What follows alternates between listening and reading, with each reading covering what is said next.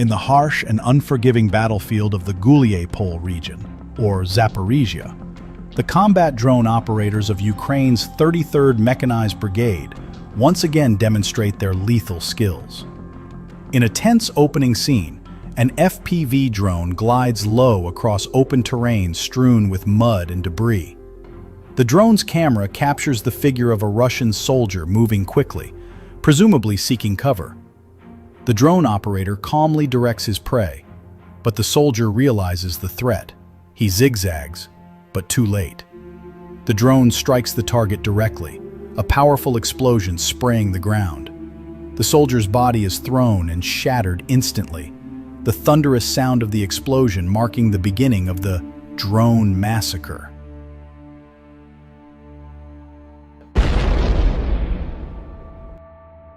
The video then shows the most intense series of attacks, with 33rd Brigade operators tracking and destroying 8 Russian soldiers in succession in the direction of Gulyaypole.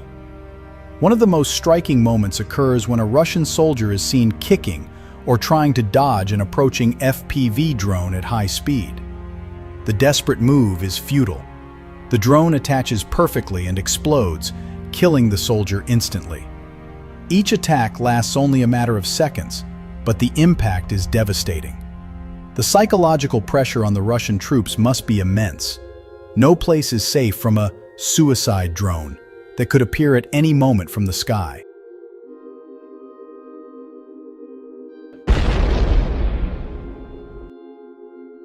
In the next attack, the target was a group of infantry moving in loose formation, with Ukrainian drones coming in succession like a pack of predators.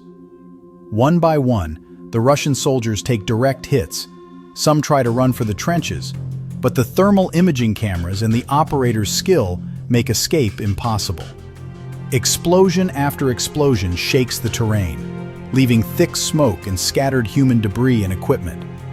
In several clips, wounded or cornered Russian soldiers are seen still trying to crawl, but a second or third drone soon followed, ensuring no survivors, building a tense atmosphere from the drone's stable yet deadly perspective, like a modern-day Grim Reaper.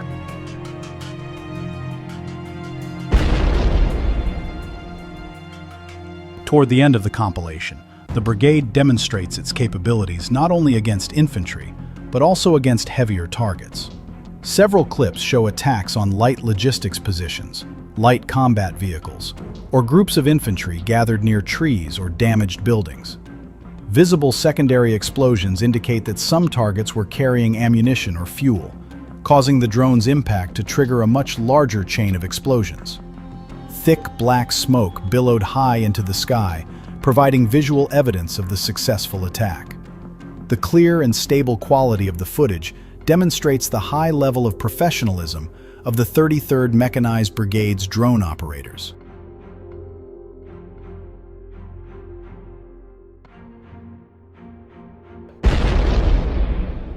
This compilation once again demonstrates that on the modern battlefield of 2026, FPV drones have become a dominant weapon, changing the face of combat.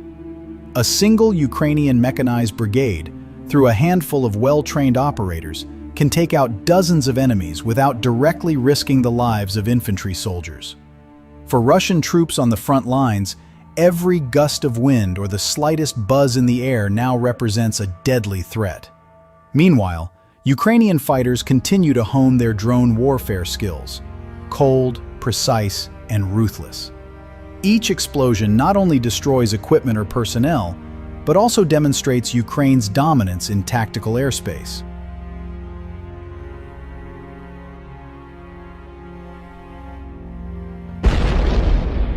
Ukrainian Special Operations Forces have carried out a precision drone strike targeting a storage site for Russian operational tactical missile systems, specifically the Iskander system, in temporarily occupied Crimea.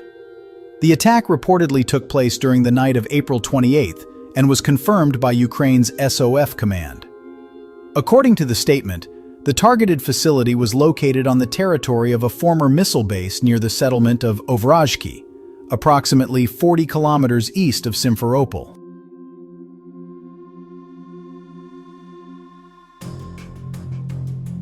At the moment, the site had reportedly been repurposed by Russian forces to conceal and store Iskander systems used for launching strikes against Ukraine. The significance of the location lies in its operational reach. From this position, Russian missile units could rapidly launch strikes against both frontline positions and deep rear areas across Ukraine, with minimal warning time. This made the site a high-priority target within Ukraine's broader campaign to degrade Russia's strike capabilities.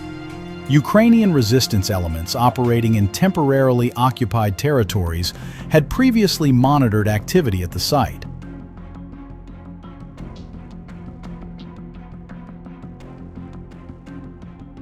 According to Ukraine's SOF, underground resistance repeatedly documented missile launches originating from this area, indicating its active role in ongoing Russian operations against Ukrainian targets.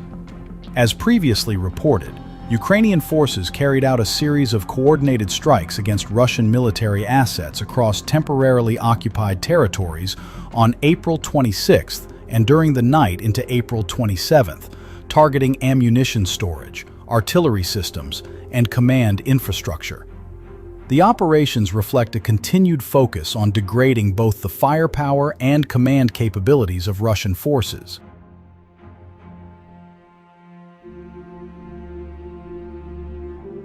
This time, Ukraine's Special Operations Forces, SSO, said on Tuesday, April 28th, that its drone units struck a Russian Iskander missile base in occupied Crimea overnight. According to the SSO, the target was a concealed storage site for operational tactical missile systems, located at a former missile base near the settlement of Zaporizhzhia, about 40 kilometers, 25 miles, east of Simferopol.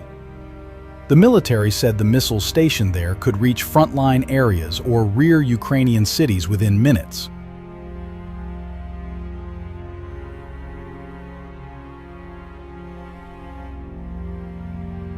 Members of Ukraine's underground resistance movement had repeatedly recorded missile launches from the location, the statement added. Ukraine's military said the strike was part of ongoing efforts to degrade Russia's combat capabilities through asymmetric operations aimed at weakening its ability to wage war. The Iskander missile system is a Russian short-range ballistic missile system capable of striking targets at distances of up to 500 kilometers, 311 miles. It is designed for high-precision attacks and can carry both conventional and nuclear warheads.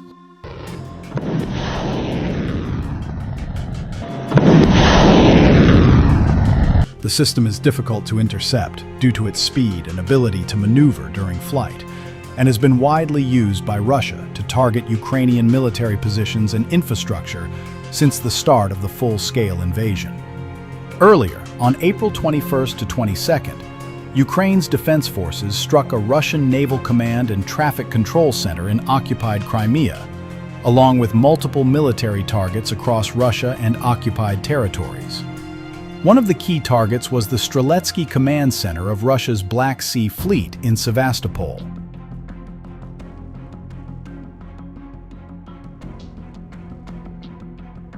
At the same time, Ukrainian long-range drones reached the Ural Mountains for the first time during the night of Friday-Saturday, marking a record-breaking mission that bypassed Russian air defenses for over 10 hours. Serhiy Sternenko, an advisor to the Ukrainian Ministry of Defense on drone efficiency, confirmed the strikes, noting that the drones traveled more than 1,800 kilometers from the Ukrainian border. In Yekaterinburg, Russian Electronic Warfare, EW, reportedly diverted a drone into a residential building.